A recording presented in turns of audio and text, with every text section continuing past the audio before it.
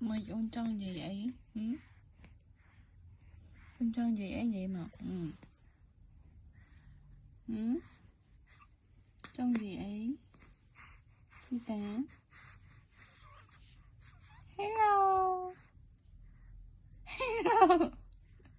Hey. Let's have a. Hey. Ừ.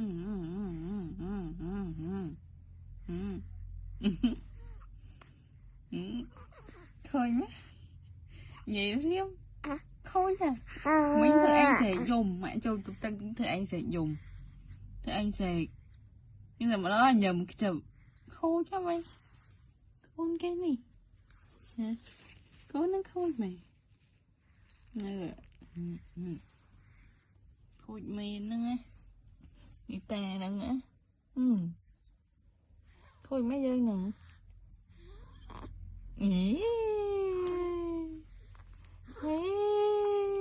Chắc chút chút. Chắc chút chút. Chắc chút chút. Chắc chút chút. Hai con khôi. Rồi nên khôi này. Nhô nhô thế đấy. Hả? Chút chút. Chút chút. Chút chút chút chút chút chút. Chút chút chút chút chút chút. Chút chút chút chút chút chút.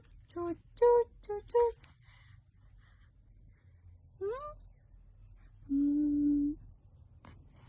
Moan, hello, hello, Papa. Hello.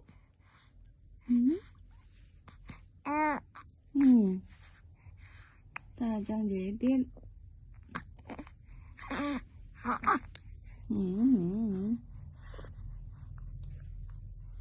Mày. Mày. Con đang theo nhỏ nhỏ này.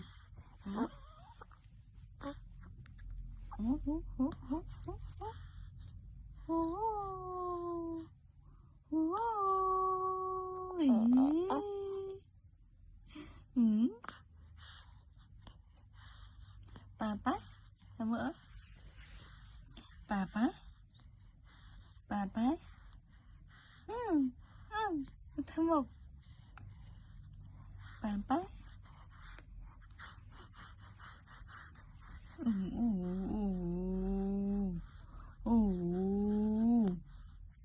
Ê, thơm một ngày trăng. Thơm một ngày trăng. Đi tè.